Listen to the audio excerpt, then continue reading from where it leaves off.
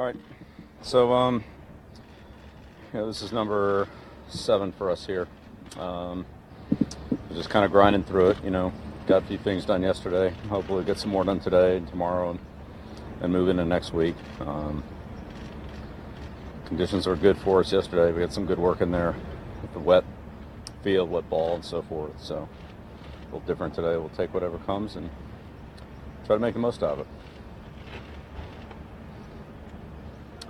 What went into the decision to sweeten Rob's contract and put some incentives in there for the season? Not discuss the player contract. Do you feel like he needed any extra motivation, or is that just, I guess a way of rewarding a guy who's been a very good player for you? Right. I guess it's the same answer. I'm not going to discuss player contracts.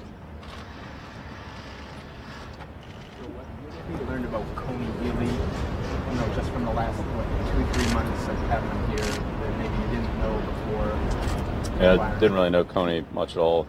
Great kid, works hard, really accountable, tries to do everything right.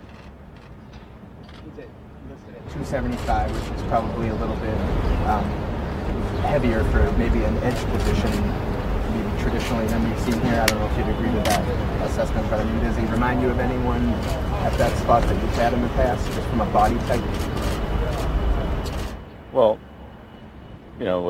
with all players, all new players especially, we try to, work with them on their physical skills, which includes, weight, conditioning, and so forth, strength, and just try to maximize it for what's best for them. So, each of us are different, and we'll try to find what's best for him in what we do, not in what some other team did, but, what we do. Play yesterday where I think he maybe got his hand up in the passing lane and batted the ball down. We've seen the disruption obviously from him in the Super Bowl from a couple years ago, but is that something that you've seen out on the field through 6 practices, or is that hard to see, in this setting? Yeah, we're, the line play is definitely tempoed down, but, we've gotten some batted balls, good for the defense, bad for the offense. So obviously we can't throw it through them, but length plays a part of that. But that's not really a big emphasis point out here. We don't want to have a lot of contact in the interior line play. It's a teaching camp.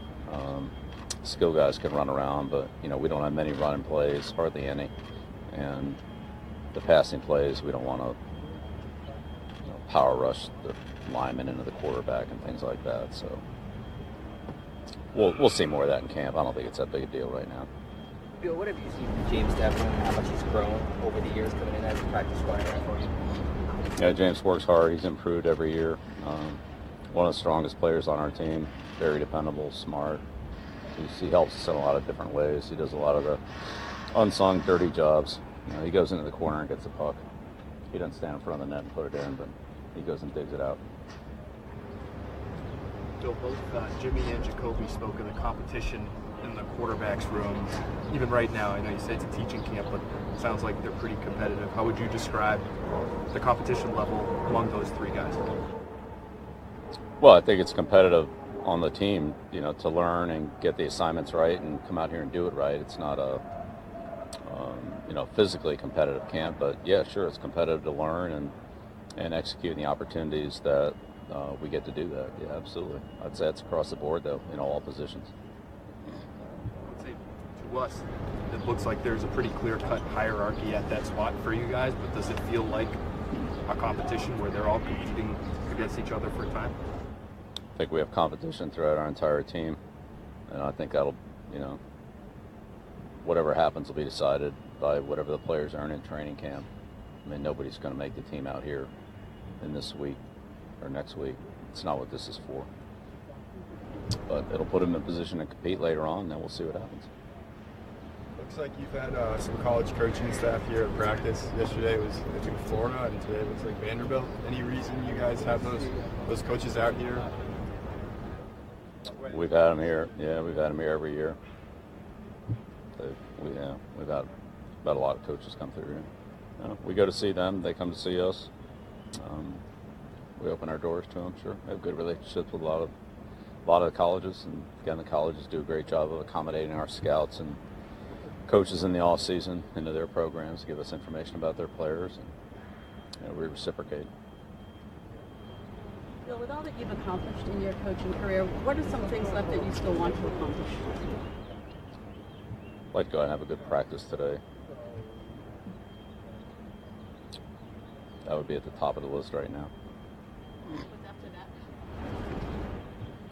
Well, we'll correct it and get ready for tomorrow. Bill, since there's no contact right now, how difficult is it to evaluate the running back position? Well, again, all the positions are under the same structure, so it's a teaching camp. It's an opportunity to get plays installed, do a lot of teamwork. The contact part of the game, some of the individual fundamentals are going to have to wait till training camp. We'll get to them at that time, and then we'll execute them at a competitive level and see how it goes.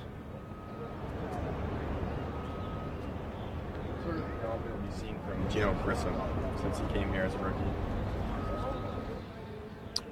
Gino's done a lot of different things for us. He continues to work hard and improve. He improved a lot in the kicking game last year, and he's doing a lot of things for us on defense now, both outside and inside. So we'll see how it goes. Great kid that works hard, does everything you ask him to do.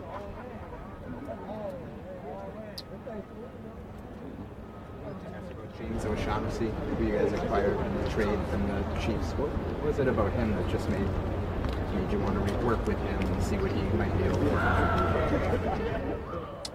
He's another player we saw prior to the draft a couple of years ago. He's played quite a bit for Kansas City, mostly in the kicking game. But has some skills at tight end. Put him in the competition, see how it goes. Didn't feel like felt like the trade was something we were willing to give up for a player of his caliber. So we made that move. That group as a whole, that tight end group, like when Dwayne Allen almost seems like the smallest guy. Does that stand out to you because he's a big guy at 6'3"? I mean, he's got a lot of length there, it looks like. Yeah, well, we'll see how it goes. I mean, in the end, it comes down to performance, execution. It's not a beauty contest about playing football, so we'll see how we play. And on Lawrence Guy. Guys, ready to take two more? Is there anything that you saw from him, whether from preparing to play Baltimore, that made you want to sign him, or was that more like the full body of work? I mean, obviously it's both, but do you see? Because there was a development that obviously happened there from when he first came in the league. No question. Yeah, no, he's come a long way from Arizona State. He was a young player. He's been in the league, whatever it is, 6 years, and it's only 26, 27. So he was a 20-year-old rookie basically when he came out. He's developed quite a bit. We've seen his growth, both on and off the field, from our interactions with him, back in Arizona State. So he's, obviously we had a lot of respect for him playing against the Ravens, but let's say more to the total body of work and improvement and progression that he's made through the course of his career. One of the attractions of Bill is his ability to sort of play anywhere on the defensive line. We'll see. Yeah. Yeah, what guys have done for another team is great, but we'll see what they do for us and how it all works out. I don't know how it's going to go. All right. Okay, great. Thank you.